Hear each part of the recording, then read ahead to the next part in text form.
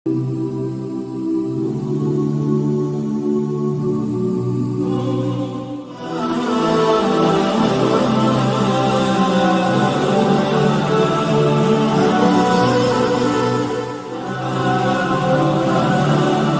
کے نبی علیہ السلام نے ارشاد فرمایا، اربع من اوتیہن فقد اوتی خیرا من الدنیا والآخرہ۔ چار نعمتیں ایسی ہیں اگر اللہ تعالیٰ کسی کو عطا کیا تو گویا کہ دنیا اور آخرت کی ساری خوبیاں بھلائیاں اسے مل گئی۔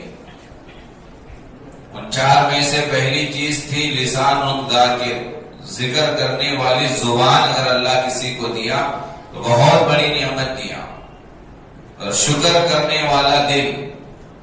اور تیسری چیز جو اللہ کے نبی علیہ السلام نے ارشاد فرمایا، وَبَدَنٌ عَلَى الْبَلَاءِ صَابِرًا، جو مصیبت کے آنے پر، حالات کے آنے پر، پریشانی کے آنے پر صبر کرنے والا بدن کا مل جانا۔ صبر کرنے والا بدن اگر کسی کو مل گیا بہت بڑی نعمت ہے۔ اور چوتھی چیز، وَزَوْجَةٌ لَا تَبْغِيهِ صَوْنًا فِي نَفْسِهَا وَفِي مَالِهِ، ایسی بیوی جو شوہر کے مال اور اپنی عزت میں خیانت نہ کرنے والی ہو۔ تو جس کسی کو یہ چار نعمتیں مل گئیں، دنیا اور آخرت کی ساری خوبیاں، ساری بھلائیاں مل گئی۔ نمبر 1 ذکر کرنے والی زبان، نمبر 2 شکر کرنے والا دل، اور نمبر 3 برداشت کرنے والا بدن۔ مصیبت آنے پر برداشت کرنے کی صلاحیت اگر کسی کے بدن میں آ جائے تو بہت بڑی نعمت ہے۔ اور نمبر 4 ایسی بیوی جو شوہر کے غیر موجودگی میں شوہر کے مال میں خیانت نہ کرے، ضائع نہ کرے، ویسٹ نہ کرے، اور اپنی عزت کو باقی رکھ کے اپنی عزت کی پاکدامنی کی حفاظت کرنے والی ہو۔ یہ چار نعمتیں دنیا میں مل گئی تو وہ اسے دنیا میں بھی وہ چین و سکون سے رہے گا، اور آخرت میں بھی وہ پار ہو جائے گا، وہ جنت میں داخل ہوگا۔ تو خیر، یہ گزشتہ جمعہ کی بات تھی۔ شب معراج کا مہینہ گویا کہ مسلمان مانتے ہیں، اور روایتوں میں بھی آتا ہے یہ رجب المرجب کا جو مہینہ ہے، اس مہینے میں اللہ کے نبی علیہ السلام کو معراج نصیب ہوئی۔ 27 رجب کو، یعنی کل جو تاریخ ہے وہ مغرب کے بعد 27 رجب شروع ہو جاتا ہے، تو کل جو سنیچر کا دن مغرب کے بعد 27 رجب ہے۔ تو روایتیں پہلی بات تو یہ سمجھیں کہ کوئی یہ چیلنج نہیں کر سکتا کہ اسی دن، اسی تاریخ کو، اسی سال اللہ کے نبی علیہ السلام کو معراج نصیب ہوئی، کیونکہ اتنی روایتیں نبی کے معراج کی تاریخ میں ہیں، کوئی کہہ ہی نہیں سکتا کہ اسی دن، اسی تاریخ کو ہوئی۔ ربیع الاول میں اللہ کے نبی کو معراج نصیب ہوئی، یہ بھی روایتیں کتابوں میں موجود ہیں۔ معراج، شب معراج اس مہینے میں رجب میں ہوئی، یہ بھی روایتیں ہیں۔ الغرض اتنا تو یقینی ہے کہ اللہ کے نبی کو معراج نصیب ہوئی۔ کس تاریخ کو ہوئی اس میں اختلاف ہے، لیکن معراج کا ہونا نہ ہونا میں اختلاف نہیں ہے۔ نبی صلی اللہ علیہ وسلم کو معراج ہوئی۔ اور دوسری بات یہ سمجھنا ہے، معراج خواب کا نام نہیں ہے۔ خواب میں اللہ کے نبی علیہ السلام بیت المقدس نہیں گئے۔ خواب میں اللہ کے نبی علیہ السلام کو اللہ نے 7 آسمان کی سیر نہیں کرایا۔ خواب میں اللہ کے نبی جنت جہنم کی سیر نہیں کیے، بلکہ معراج جو نبی کو نصیب ہوئی وہ جسمانی نصیب ہوئی، جسم کے ساتھ اللہ کے نبی گئے ہیں۔ خواب میں جانا، خواب میں جانے کے بارے میں بعض کہتے ہیں معراج تو ہوئی لیکن جسمانی نہیں ہوئی، خواب میں ہوئی، بات غلط، جسمانی ہوئی۔ اور معراج کا تذکرہ احادیث پاک میں بھی ہے، اور قرآن مجید میں مستقل اس نام سے، سورہ اسراء کے نام سے، اسراء کے نام سے اللہ نے قرآن نازل کیا. پہلی آیت میں ہی معراج کا تذکرہ، سبحان الذی اسرا بعبدہ لیلا من المسجد الحرام الى المسجد الاقصى الذي باركنا حوله لنريه من آیاتنا انه هو السمیع البصیر. یہ قرآن کی وہ آیت ہے جس آیت میں اللہ تبارک و تعالی نبی علیہ الصلوۃ والسلام کے معراج کا ذکر فرما رہے ہیں. اللہ کے نبی علیہ الصلوۃ والسلام کو جو معراج نصیب ہوئی وہ کیوں ہوئی، کب ہوئی، یہ سمجھیں. اصل اللہ کے نبی علیہ الصلوۃ والسلام کو اللہ تعالی ساتوں آسمان کی سیر کیوں کرایا؟ اللہ تبارک و تعالی میرے اور آپ کے آقا علیہ الصلوۃ والسلام کو جنت کیوں دکھایا؟ اور اس سے بڑھ کر اللہ تعالی سدرۃ المنتہا سے آگے میرے نبی کو بلا کر بغیر پردے کے سامنے ہم کلامی کیا، بات چیت کیا. یہ کب ہوا، کیوں ہوا، اسے سمجھیں.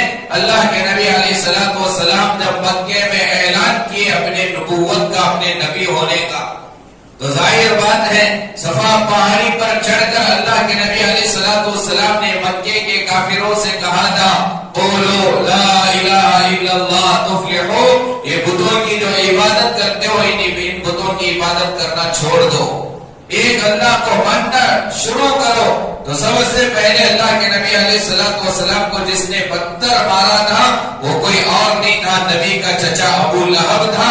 اور مارتے ہوئے اللہ کے نبی علیہ الصلوۃ والسلام سے کہا تھا یا محمد علی ہذا جمعتنا، اسی لیے تم نے ہمیں جمع کیا ہے کہ بتوں کی نفرت ہمارے دلوں میں ڈالنے کے لیے، بتوں سے ہمیں دور کرنے کے لیے، اور ایک اللہ کی عبادت اور ایک اللہ کو پوجنے کے لیے ہمیں تو نے جمع کیا ہے. یہ تو نے برا کیا، غلط کیا، یہ کہہ کر نبی کے چچا نبی کو پتھر مارا تھا.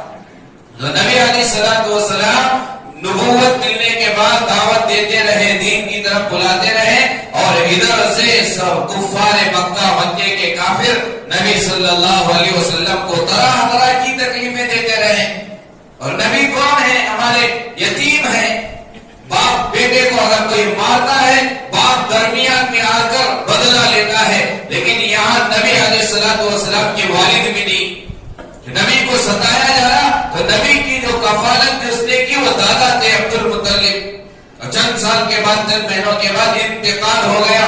اب چچا ابو طالب کے حوالے کر کے دادا گئے تھے.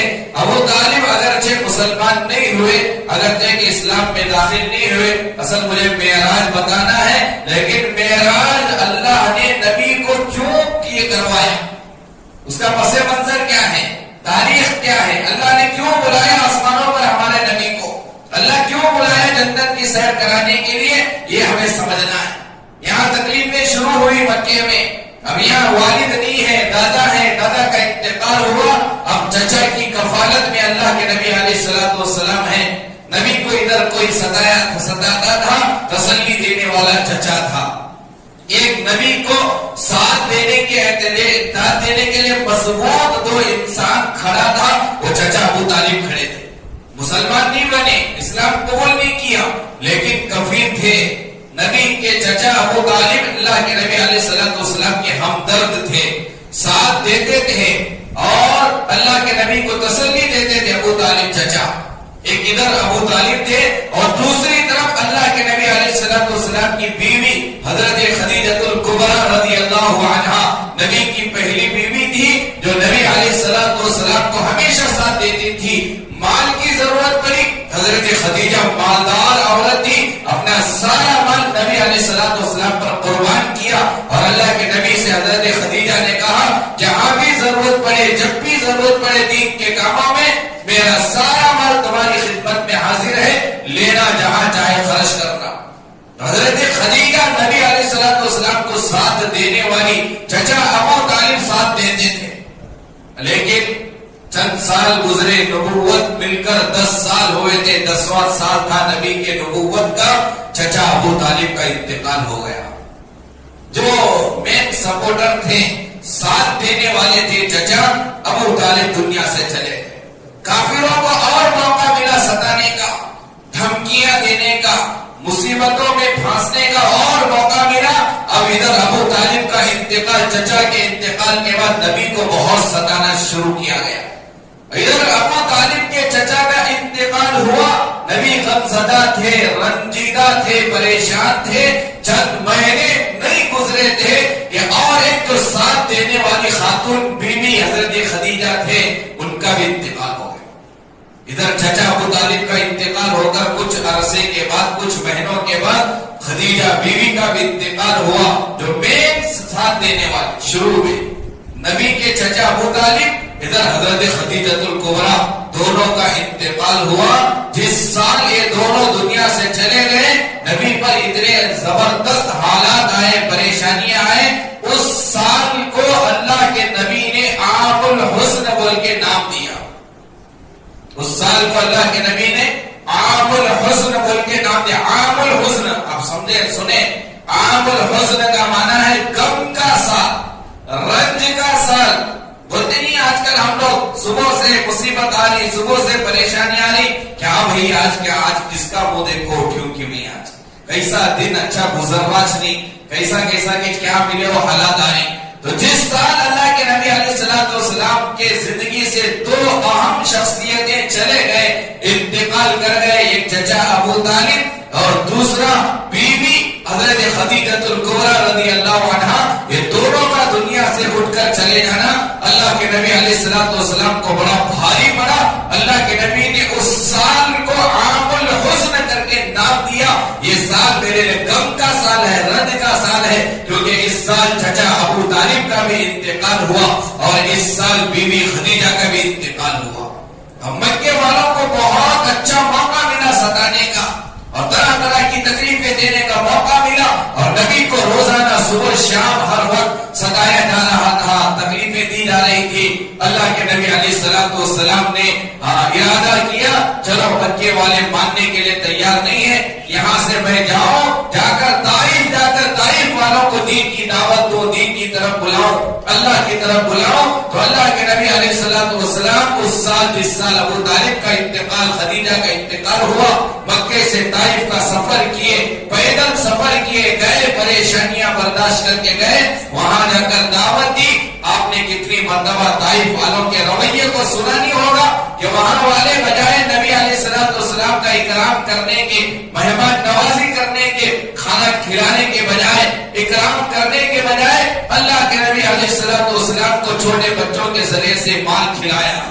अल्लाह के नबी अलैहिस्सलाम के जिस्म मुबारक से अल्लाह के नबी का पाकीज़ा खून बहा ताइफ में। नबी अलैहिस्सलाम के जूते नबी के खून से रंगीन हो गए। अल्लाह के नबी चलते जाते थे, पत्थरों से बच्चे मारते थे, बड़ी तकलीफ ताइफ वालों ने दी। अब इधर चचा अबू तालिब के इंतकाल का रंज, इधर बीवी खदीजा के इंतकाल का गम, और इधर ताइफ वालों का बर्ताव, ऐसा रवैया ताइफ वालों का। हजरत आयशा रज़ियल्लाहु अन्हा एक मर्तबा अल्लाह के नबी सल्लल्लाहु अलैहि वसल्लम से पूछा, ऐ अल्लाह के नबी, आपकी जिंदगी का सबसे गम वाला दिन कौन सा है? कौन सा वो वाकया है जिस वाकये से आपको बड़ी तकलीफ हुई होगी, रंज हुआ होगा? हजरत आयशा ने खुद अल्लाह के नबी अलैहिस्सलाम से कहा, शायद मेरे ख्याल के मुताबिक, मेरे गुमान के मुताबिक ग़ज़वा उहद जो पेश आया, जंग जो उहद की हुई, वो जंग आपके लिए बड़ी गम की जंग होगी, बड़े गम का दिन होगा, क्योंकि उस जंग में तुम्हारे दांत शहीद हुए, उस जंग में तुम्हारी पेशानी से खून बहा, उस जंग में 70 सहाबा शहीद हुए, उस जंग में तुम्हें बड़ी तकलीफ पहुंची। मेरे गुमान और ख्याल के मुताबिक ग़ज़वा उहद बड़ा रंज और गम वाला मालिका होगा तुम्हारी जिंदगी का। अल्लाह के नबी ने आयशा से कहा, नहीं आयशा, ग़ज़वा उहद वाला मेरे लिए बड़ा गम नहीं है, उससे भी बड़ा जो गम का मेरे लिए मालिका वो दिन था, वो ताइफ के दिन का वो वाकया है, जिस दिन ताइफ के शरीफ लड़कों ने मुझे पीटा था, मारा था। तो कितनी तकलीफ हुई होगी नबी को ताइफ में। यहाँ चचा का इंतकाल, बीवी का इंतकाल, इधर ताइफ वालों ने पत्थरों से मारा, खून बहाया नबी अलैहिस्सलाम का, और नबी यतीम है, तसल्ली देने के लिए बाप नहीं है, माँ का भी इंतकाल हुआ है, दुनिया में ना माँ है ना बाप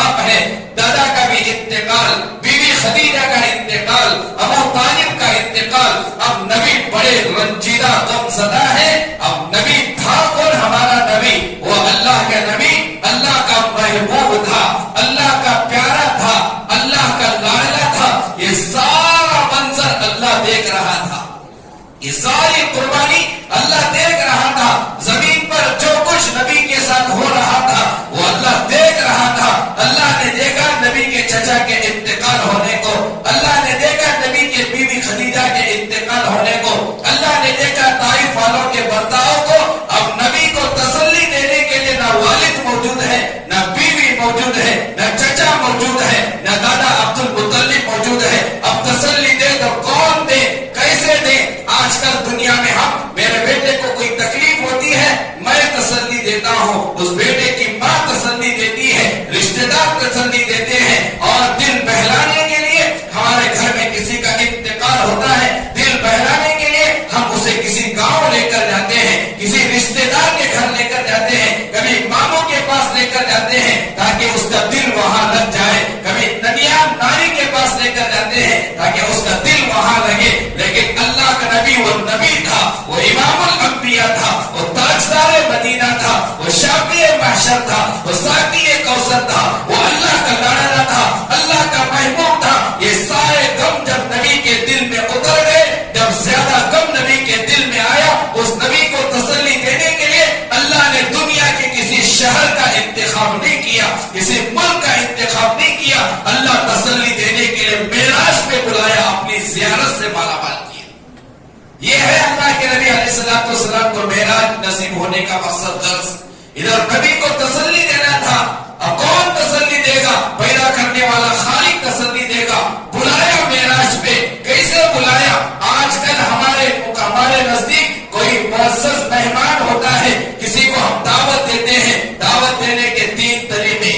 کسی کو ہم دعوت دیتے ہیں, دعوت دینے کے 3 طریقے. پہلا طریقہ پیغام بھیجتے ہیں, بولتے ہیں یہاں سے پیغام. آج موبائل کا دور چل رہا ہے, فون کر کے کہتے ہیں آؤ میرے پاس, میرے یہاں مہمان نوازی ہوگی, آؤ میرے گھر میں عقیقے کی دعوت ہے, ولیمے کی دعوت ہے, نکاح کی مجلس ہے. ایک پیغام دینے کا طریقہ, ایک پیغام دے کر دعوت دی جاتی ہے. بذریعے فون پیغام دیا جاتا ہے, بذریعے خط پیغام دیا جاتا ہے, بذریعے پیغام دینے ای میل کے ذریعے سے پیغام دیا جاتا ہے. ایک طریقہ تو یہ ہے پیغام دینے کا, دعوت دینے کا, پیغام دینا, بس فون کر کے دعوت دے دینا. اور دوسرا, مہمان تھوڑا اچھا ہے, مہمان تھوڑا اچھا ہے, فون نہیں کیا جاتا. کیا کہتے ہیں پیغام؟ بھائی آپ اپنے گھر رہو, میری کار ہے, ڈرائیور ہے, میرا ڈرائیور میری کار لے کر آپ کے گھر آئے گا, آپ کے مقام پر آئے گا, اس کار میں سوار ہو کر میرے پاس آنا. یہ دوسرے کیٹیگری کا مہمان. پہلے مہمان سے تھوڑا اچھا مہمان, پہلے مہمان کو بولتے ہیں فون کر کے آ جاؤ. اب وہ کیسے آئے گا؟ وہ اپنی گاڑی میں آئے گا, وہ اپنا پیسہ خرچ کر کے آئے گا. اور دوسرا مہمان کون؟ ہم کار بھیجتے ہیں, ڈرائیور بھیج کر آؤ بھی آؤ ہماری کار میں آنا. نہیں, اس سے بھی بڑا مہمان ہے. اور اسے کیسے بلاتے ہیں؟ ارے بھائی آپ اپنے گھر رہو, میں خود میری گاڑی لے کر آؤں گا آپ کو بلانے کے لیے, میں آؤں گا خود آپ کے پاس. اب اللہ کے نبی علیہ الصلوۃ والسلام مہمان ہے اللہ کے.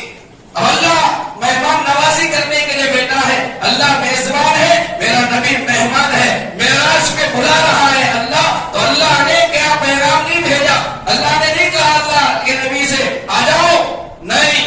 کیا کیا کہ اللہ کے نبی علیہ الصلوۃ والسلام کو معراج پہ بلانے کے لیے اللہ نے جنت کی بہترین سواری بھیجا, جسے براق کہتے ہیں.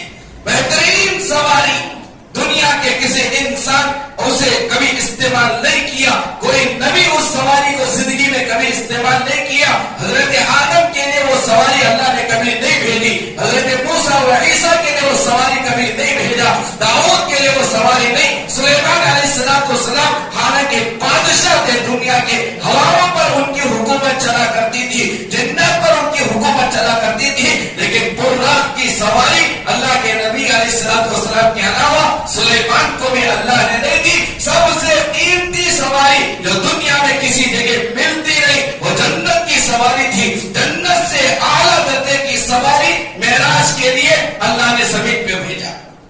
تو کیسا مہمان تھا میرا نبی, اعلیٰ درجے کی سواری. صرف براق بھیج دیتے کافی تھا, براق سے اللہ کہہ دیتے جاؤ جا کر نبی کو لے کر آنا. نہیں, اعلیٰ درجے کا نبی ہے, سارے نبیوں کا امام بننے والا ہے, سب سے اعلیٰ و مقام رکھنے والا ہے یہ میرا محبوب.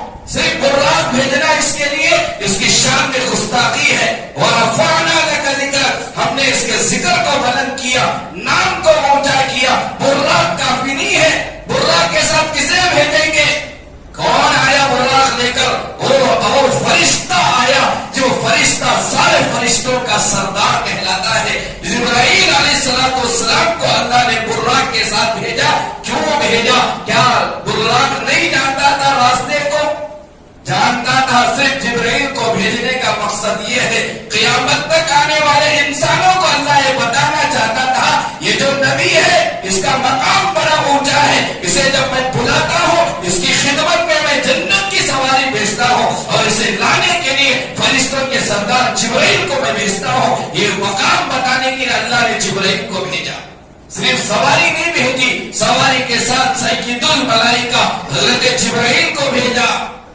آئے حضرت جبرائیل جنت کی سواری لے کر، اور اگر براق پر بیان کیا جائے آج کو ہم گھنٹہ براق کی تعریف کر سکتے ہیں کہ کیسی سواری تھی جس کے دو پر تھے، اس کی تیز رفتاری کے تعلق سے اگر کہا جائے لکھا ہے کتابوں میں کہ جہاں تک ہماری نظر جاتی ہے وہاں تک ایک قدم یہاں براق کا، دوسرا قدم ہماری نگاہ جہاں ٹکتی ہے وہاں قدم ہوتا تھا۔ یہ جنت کی سواری آئے اندر، کیسے آئے؟ عجیب انداز سے حدیث میں ہے، بخاری میں ہے، دروازے سے داخل نہیں ہوئے، ام ہانی کے گھر میں اللہ کے نبی آرام فرما رہے تھے، چھت کے ذریعے سے اندر آئے، داخل ہوئے، اللہ کے نبی علیہ السلام کو لے کر گئے۔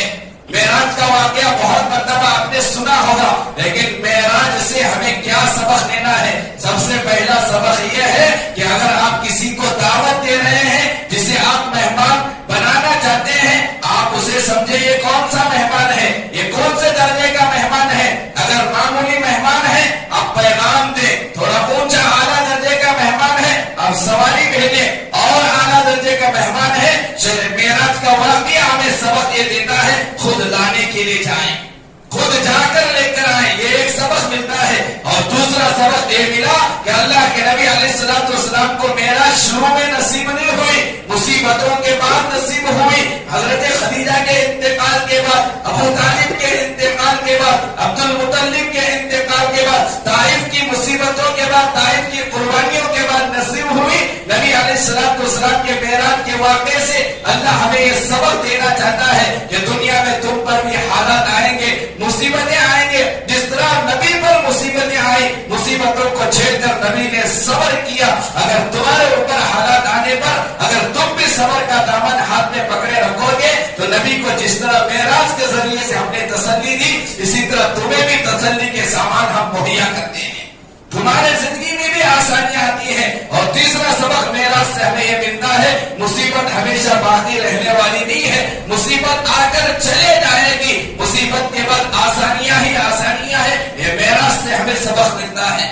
الغرض عزیزان گرامی، اللہ کے نبی کو جب جبرائیل لے کر جانے لگے کہ روایت میں آتا ہے، حدیث میں آتا ہے، ایک مقام پر اللہ کے نبی کو حضرت جبرائیل رکایا، اتارا نیچے براق سے اور اتار کر کہا یہاں نماز پڑھو۔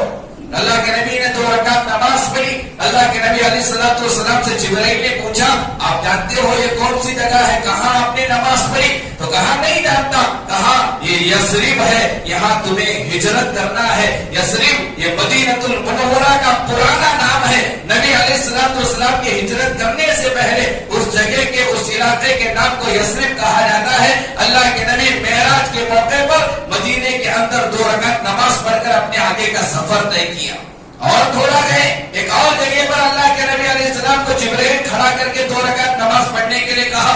جبرائیل کے کہنے پر نبی نے نماز پڑھی۔ پھر جبرائیل نے پوچھا جانتے ہو آپ نے نماز کہاں پڑھی؟ کہا نہیں جانتا۔ تو حضرت جبرائیل نے کہا اس مقام پر آپ نے نماز پڑھی، یہ وہ مقام ہے جس جگہ حضرت موسیٰ علیہ السلام کھڑے ہو کر اللہ سے بات کرتے تھے، جس جگہ حضرت موسیٰ کوہ طور پر نبی کو 2 رکعت نماز پڑھنے کے لیے جبرائیل نے کہا۔ پھر آگے بڑھے ایک اور جگہ پر اللہ کے نبی علیہ السلام کو نماز پڑھنے کے لیے کہا، وہاں نماز پڑھی۔ پھر پوچھا کس جگہ نماز پڑھے جانتے ہو؟ کہا نہیں جانتا۔ حضرت جبرائیل نے کہا یہ مسکن شعیب ہے، یہ حضرت شعیب علیہ السلام جو نبی گزرے ہیں وہ ان کا یہاں ٹھکانہ تھا، وہ یہاں رہا کرتے تھے۔ حضرت شعیب علیہ السلام کے گھر میں 2 رکعت نماز پڑھوا کر پھر آگے لے کر گئے۔ ایک اور جگہ پر اللہ کے نبی علیہ السلام کو نماز پڑھنے کے لیے کہا۔ نماز سے فراغت کے بعد جبرائیل نے کہا یہ آپ نے جو نماز پڑھی یہ وہ جگہ ہے جہاں پر حضرت عیسیٰ علیہ السلام کی ولادت ہوئی۔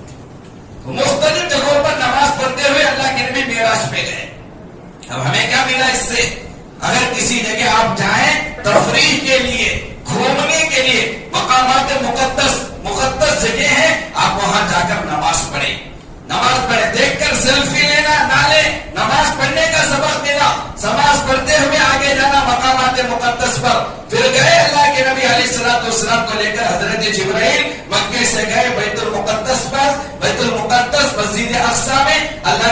اترے حضرت جبرائیل علیہ السلام کے بارے میں لکھا ہے وہاں پر براق کی سواری کو کھوٹے سے حضرت جبرائیل نے باندھا. اب سوال یہ پیدا ہوتا ہے, عقل یہ کہتی ہے اس سواری کو چرانے والا چور دنیا میں کبھی پیدا ہو سکتا کیا؟ کون سی سواری؟ جنت کی سواری. اسے کون چرا سکتا؟ چرانے کی نہ طاقت نہ ہمت, چرا ہی نہیں سکتا. پھر جبرائیل کیوں باندھا؟ باندھنے کی وجہ کیا بنی؟ علماء نے لکھا ہے وہاں باندھنے کا مقصد یہ نہیں تھا کہ اس براق کو چرایا جائے گا, کوئی لے کر بھاگ جائے گا, نہیں, بلکہ قیامت تک آنے والے بندوں کو, انسانوں کو یہ سبق دینا تھا کہ بھروسہ کرنے سے پہلے اسباب اختیار کرو.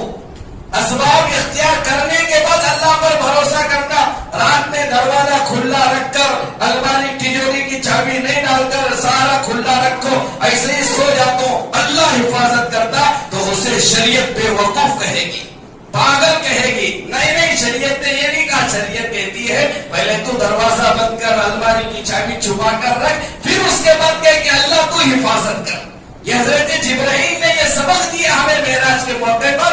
اسباب اختیار کرنے کے بعد اللہ پر بھروسہ کرنا, اللہ کے حوالے کرنا, اسے کہتے ہیں توکل, اسے کہتے ہیں بھروسہ.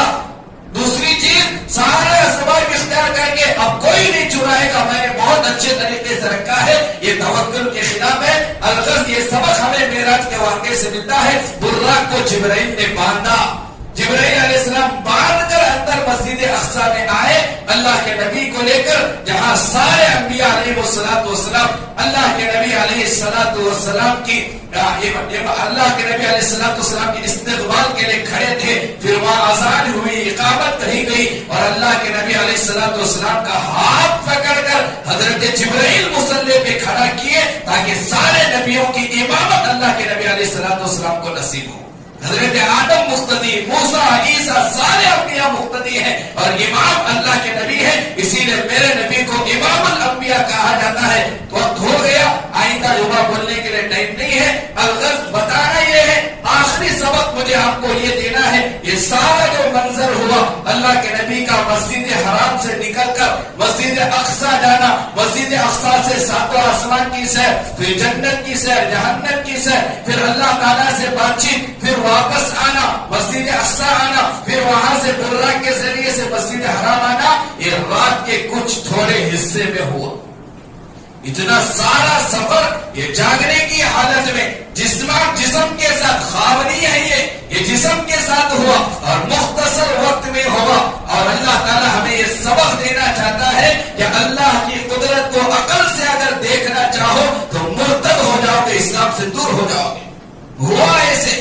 اللہ کے نبی علیہ السلام کو جس رات معراج نصیب ہوئی, آئے واپس رات میں مسجد میں بیٹھ کر سارا واقعہ اللہ کے نبی علیہ السلام نے صحابہ کو سنایا. کچھ نو مسلم تھے جو نئے مسلمان ہوئے تھے, انہوں نے اعتراض کرنا شروع کیا, انہوں نے کہنا شروع کیا اتنے سے وقت میں یہاں سے مسجد اقصی بیت المقدس چلے جانا, پھر وہاں سے آسمان پر جانا, پھر جنت میں جانا, یہ کیسے ہو سکتا ہے؟ یہ من گھڑت کہانی ہے, یہ غلط چیزیں ہیں, یہ عقل میں آنے والی بات نہیں ہے. یہ کہہ کر نبی کی نبوت کو جھٹلا کر اسلام سے دور ہو گئے.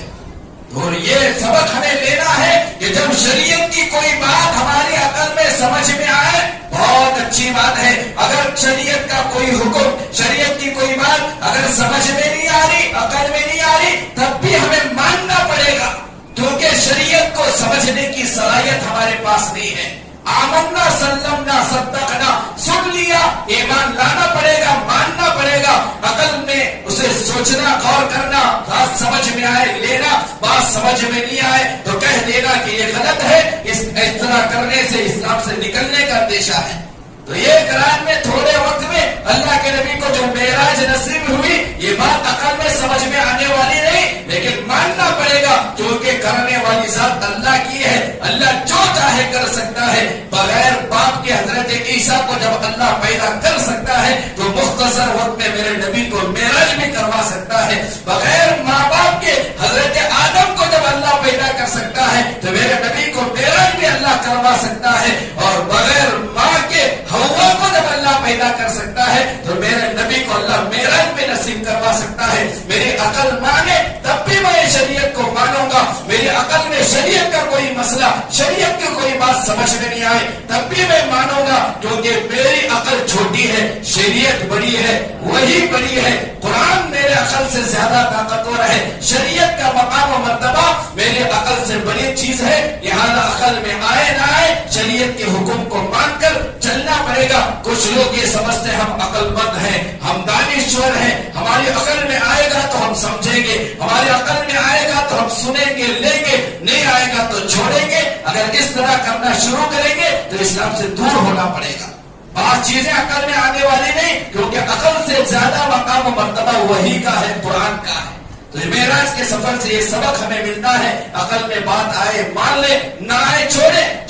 ابو جہل کو موقع ملا، ابو جہل جانتا تھا جگری دوست ہے حضرت ابو بکر اللہ کے نبی کے، تو ابو جہل نے سنا کہ اللہ کے نبی کو معراج نصیب ہوئی، ایسا ایسا سب کچھ ہوا۔ اس دن صبح میں حضرت ابو بکر موجود نہیں تھے، ابو بکر سفر میں تھے۔ ابو جہل کو موقع ملا، اب میں ان کی دوستی کو توڑوں گا، اب انہیں میں جدا کروں گا، اب میں ابو بکر سے کہوں گا تیرا دوست پگلا گیا ہے، دیوانہ ہو گیا ہے، اتنے تھوڑے وقت میں رات میں وہاں گیا، وہاں سے وہاں گیا، پھر آیا، یہ کیسے ہو سکتا ہے ممکن؟ میں ابو جہل نے سوچا جا کر ابو بکر کو سمجھاؤں گا۔ حضرت ابو بکر آئے، ابو جہل گیا اور جا کر کہا اس نے ساری باتیں کہ تیرے دوست نے جو نبوت کا دعویٰ کیا محمد، اور وہ رات گیا یہاں سے بیت المقدس گیا، پھر وہاں سے آسمانوں پہ گیا، ایسا ایسا دعویٰ کر رہا ہے، کیا تم مانے گا؟ حضرت ابو بکر سے پوچھے ابو جہل نے، کیا تم مانے گا؟ حضرت ابو بکر نے کہا کون دعویٰ کیا؟ محمد تیرے دوست نے دعویٰ کیا ہے۔ حضرت ابو بکر کی زبان سے فوراً بغیر سوچے سمجھے، بغیر دیر کیے کہ فوراً اگر میرا دوست میرا نبی محمد اگر یہ کہتا ہے، خدا کی قسم کھا کر کہتا ہوں یہ واقعی میں سچ کہتا۔ اسی دن حضرت ابو بکر کو صدیق کا لقب ملا، سچا صدیق کا لقب جو ملا یہ معراج کے واقعے کی بغیر سوچے بغیر تحقیق کیے۔ حضرت ابو بکر نے ابو جہل سے یوں نہیں کہا جا کر پوچھوں گا، سوچوں گا، دیکھوں گا، پھر بعد میں کہوں، نہیں، نبوت محمد نے کہا واقعی سچا ہے، صحیح کہتا ہے، یہ واقعہ نصیب ہوا ہوگا۔ فوراً اقرار کیا حضرت ابو بکر، اللہ تعالیٰ نے فوراً انہیں لقب سے نوازا، صدیق کا لقب ملا۔ تو بغیر عقل میں سوچے سمجھے کہ شریعت کی بات کو ماننے کا نام مسلمان ہے، ایمان والا ہے۔ اللہ تعالیٰ ان سارے سبق پر زندگی، سبقوں کے مطابق زندگی گزارنے کی ہمیں توفیق نصیب فرمائے۔ بہت ساری تفصیلات ہے معراج کی، انشاءاللہ آئندہ دنوں میں کبھی سنایا جائے۔